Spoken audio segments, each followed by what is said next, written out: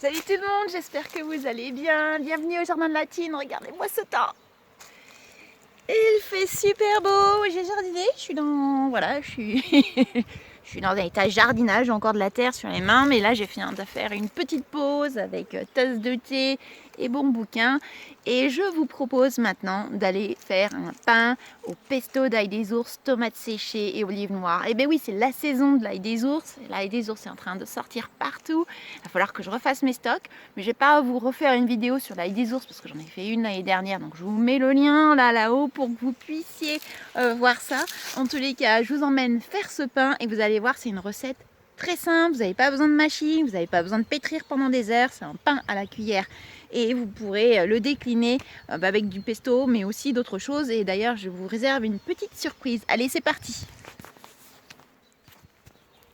Avant de partir, je voulais quand même vous montrer ce magnifique groupe d'arbres là. Alors toutes ces fleurs blanches, et bien ça sent le miel, c'est délicieux. Il n'y a pas que moi qui ai senti tout ça. Les abeilles sont au taquet. Et là, je vais vous montrer parce qu'elles sont vraiment très actives. C'est vraiment chouette de voir ça.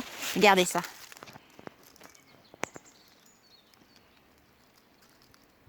Ça rentre et ça sort. Ah, c'est le début de la saison, il fait bon. Regardez-moi ces petits ballots de pollen qui accrochés aux pattes. Donc, bon, il ne faut pas que ça nous distrait. Hein. Allez, c'est parti, on va faire notre pain. Comme je vous l'ai dit, cette recette est super simple. Vous n'aurez pas besoin de machine à pain, à pétrir, pas besoin de passer du temps à vous escrimer à pétrir cette pâte. Non, non, un petit peu de muscle, une cuillère en bois, c'est à peu près ce dont vous aurez besoin pour mélanger. Vous allez voir, c'est une pâte qui est relativement humide. Et vous allez faire là, on va faire une base. On va faire une base et après vous pourrez la décliner avec tous les ingrédients que vous voulez mettre dedans. Donc on va faire une version salée avec le pesto d'ail des ours et les tomates séchées et peut-être les olives, je ne suis pas sûre d'en avoir. Et une version sucrée. Et la version sucrée, c'est un de mes succès. C'est un de mes succès. Là, vous ne pouvez pas louper ça. Voilà, la version salée est aussi délicieuse, vous allez voir. Donc on va faire plaisir à tout le monde. Allez, c'est parti. Donc voici les ingrédients dont vous aurez besoin. On commence avec l'eau. Et oui, il faut un petit peu d'eau, vous allez voir, ça va être une pâte très humide. Donc on a 500 ml d'eau froide, 250 ml d'eau bouillante, une pincée de sel. Alors là, c'est du sel de l'Himalaya, mais si vous avez un autre sel de table, ça ira très bien. 2 sachets de levure, vous savez, c'est levure du boulanger, un petit peu instantanée. Vous pouvez aussi utiliser le vin, mais moi, c'est toujours à l'arrache que je fais mon pain. Je dis, j'aimerais bien faire du pain. Donc, j'ai jamais de levain sous la main et j'anticipe pas assez. Je sais pas vous, mais moi, j'ai pas le temps d'anticiper. Donc, ça me va très bien. Dans mes petits placards, très bien. Ensuite, j'ai 1 kg de farine. Et j'ai de la farine en plus. Et vous allez voir, maintenant, on va tout associer et on va préparer donc notre base.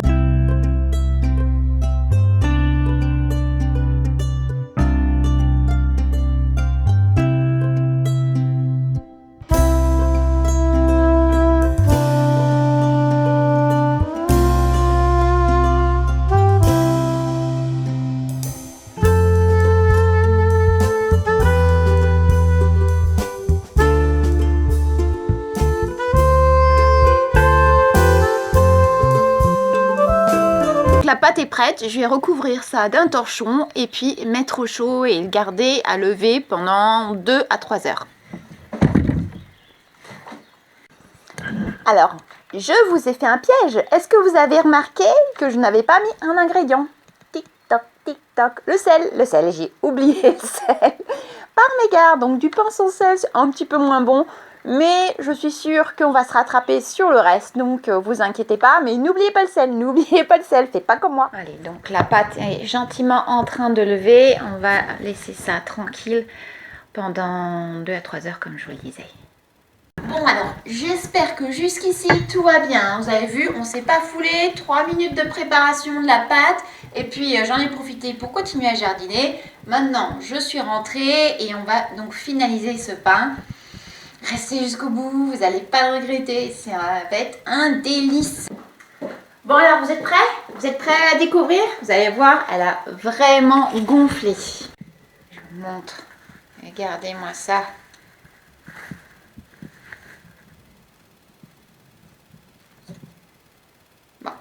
commencer les bêtises tout de suite, mais elle est parfaite. Alors pour faire notre pain, bien sûr, il nous faut notre pâte.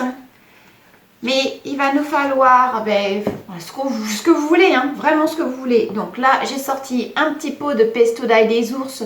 J'en ai trouvé un 2020. Je l'avais loupé celui-là. Il était caché sous les autres. Donc 2020, voilà, un petit pot de cette taille-là. Alors ça représente peut-être 250 millilitres. Des tomates séchées, il y en a pour 250 grammes. Et puis, vous pouvez rajouter aussi des morceaux d'ail des ours, comme ça, je ai en récolté du frais. Voilà, c'est le moment. Et puis aussi, pour simplifier la vie, je vous conseille de sortir de la farine dans un bol pour l'attraper, parce qu'autrement, vous allez en avoir partout. Je vous ai dit, c'est une pâte qui est très très collante. Donc, il faut vraiment être à l'aise et pouvoir attraper de la farine facilement.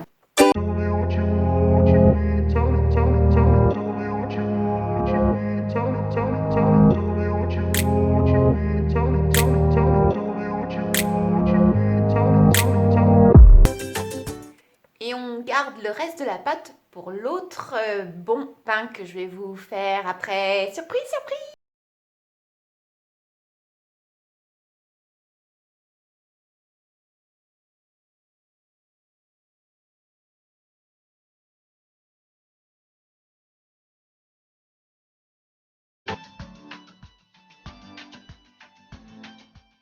Alors vous l'aurez compris, hein, on peut mettre ce qu'on veut dans ce pain et c'est ça qui est extraordinaire. Vous allez voir, il sera délicieux à chaque fois. Et vous avez vu le temps que ça m'a pris? Rien du tout, donc faut pas se priver, faut vraiment que vous essayiez. Vous allez vraiment vous épater et épater ceux à qui vous allez faire goûter. Alors là, eh bien, on a fait un pesto d'ail des ours. Alors j'ai pas mis d'olive noire parce que j'en avais pas. Et là, on va faire un sucré avec des fruits secs. Mais après, vous pouvez en faire un avec, je sais pas, du fromage, cheddar, emmental, et raclette. Je sais pas, vous pouvez faire ce que vous voulez, expérimenter. Hein. En tous les cas, je vais vous montrer le résultat de ces deux-là et vous n'allez pas être déçus. Alors, vous êtes prêts pour cette deuxième recette? C'est la recette passe-partout. Ça remplace les gâteaux facilement, le snack pour le 4 heures. Parce qu'il y a tous ces fruits secs. Pour le petit déjeuner, légèrement grillé, c'est parfait. Bref, vous allez voir, c'est un régal. Et vraiment, ça peut être utilisé à n'importe quel moment de la journée. Pour les gourmands, surtout les gourmands comme moi. Et je vous montre les ingrédients. Là, j'ai 100 g de cranberry. Ils viennent en plus du Canada, super. 250 g de raisins secs. 200 g d'abricots. 200 g de dattes, 200 g de pruneaux, vous pouvez aussi mettre des figues, plus que 200 g, que des abricots, que des dattes, vous faites vraiment comme vous voulez. Et là, j'ai 150 g d'amandes, ça peut être des noix, ça peut être des noix de cajou ou d'autres, voilà, faites-vous plaisir. Là, ce que je vais faire, je vais attraper mon saladier où il reste donc la moitié de ma préparation de pâte. Alors cette pâte, si vous ne vouliez pas la préparer maintenant, ben, vous pouvez la mettre au frigo. Vous la couvrez bien et vous la mettez dans un cellophane par exemple et vous la mettez au frigo et vous pourrez la ressortir un peu plus tard, la laisser se réchauffer et puis la retravailler. Donc là, dans ce qui reste, eh bien, je vais mettre tous mes fruits.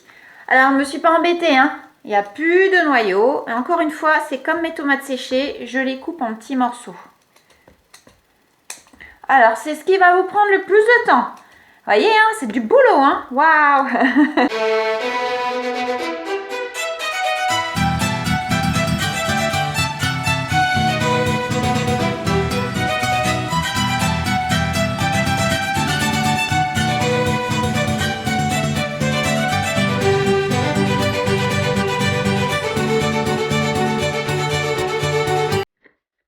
Là, il faut replier vraiment la pâte sur les fruits et l'intégrer.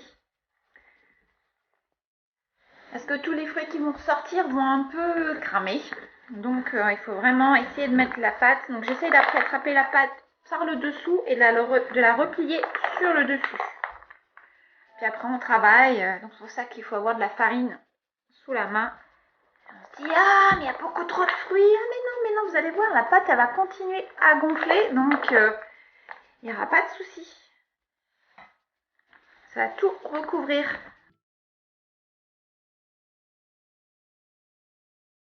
Donc là, je ne fais pas un pétrissage. J'essaye vraiment juste d'intégrer bien mes fruits dans ma pâte.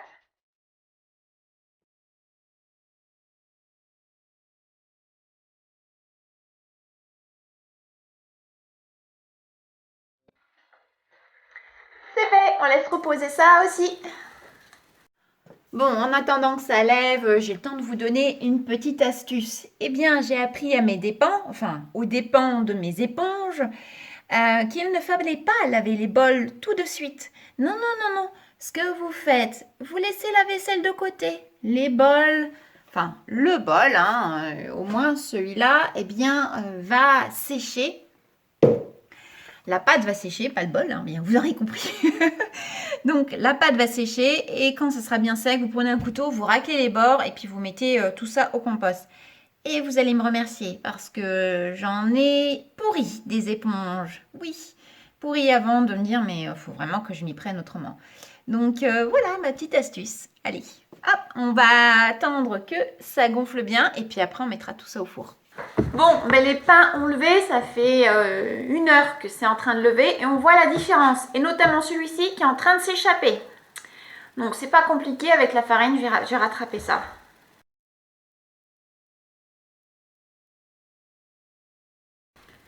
Alors j'ai mis mon four à chauffer à 220 degrés à chaleur tournante. Alors j'espère que vous avez des bons fours. Voilà, j'ai jamais eu de problème. Moi, même sur des fours relativement simples. Et donc ça devrait aller. Bon, c'est tout. Vous voyez, vous faites simplement ça et c'est bon. Je vais me laver les mains pour éviter de mettre du pesto d'ail des ours sur l'autre. Mais vous voyez que l'autre, il a bien gonflé. Bon, c'est parti, c'est au four. On va patienter maintenant, pas très longtemps. Je dirais dans 3/4 d'heure, on va regarder ce qui se passe. On va vérifier la cuisson. Mais vous avez remarqué que j'ai mis de l'eau en bas. Donc ça peut être dans un bol ou vous pouvez pulvériser les parois de votre four. Mais ce qu'il faut, c'est au départ, c'est qu'il y ait de la vapeur d'eau qui se forme dans le four. Cette vapeur d'eau va aider à avoir un pain beaucoup plus aéré et qui va bien lever. Très important, la vapeur d'eau.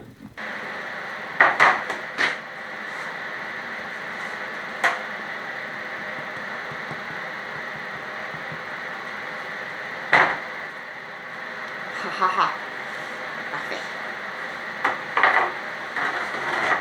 Bon, je suis sûre que vous êtes comme moi, vous ne pouvez pas résister. Il faut que je le coupe. Je vais vous montrer à l'intérieur ce croquant, ce moelleux et ce délicieux pesto d'ail des ours. Nous, on est prêts pour l'apéro.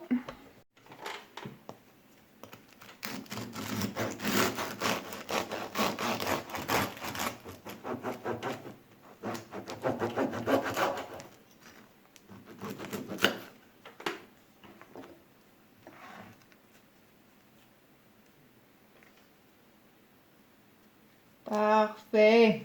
Allez, j'essaye. Je me sacrifie pour vous. Je me sacrifie.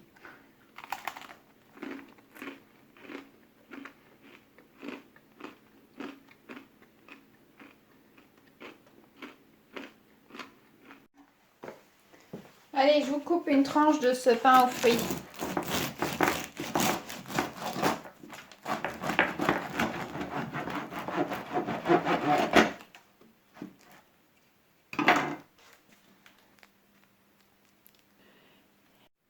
Qu'est-ce que vous en pensez? Hein? Ça, je vous assure, c'est un délice. Ah, il pèse son poids. Et c'est un bon morceau, c'est un beau pavé. Alors, mais qu'est-ce que c'est bon ça, au petit déjeuner là? Voilà pour le dessert. Trop, trop bon. Ça y est, c'est fini pour aujourd'hui. J'espère que vous avez aimé découvrir cette recette de pain, mais super, super facile. Hein. Vous avez vu, il n'y a pas plus simple. Allez, ça vous prend au total, allez, peut-être 1/4 d'heure, 20 minutes. Alors, franchement, ça vaudrait pas le coup de s'en priver. Hein. Et puis après, mettez ce que vous voulez dedans. Le pesto d'ail des ours, c'est absolument parfait et c'est un délice. Voilà, parfait pour l'apéro notamment. Mais les autres recettes, vous avez vu, hein, sont aussi plutôt pas mal. J'attends vos expériences. Hein, peut-être que vous allez tenter d'autres ingrédients. Voilà, en tous les cas, je serais ravie de recevoir vos photos comme vous avez commencé à le faire. Et c'est vraiment génial quand je reçois de vos nouvelles. Voilà, passez le message, passez la vidéo pour que il y en a plein qui soient tentés de faire ce pain. Ça serait dommage d'en priver les autres. Voilà, je vous fais de gros bisous et je vous dis à une prochaine fois. Ciao, ciao!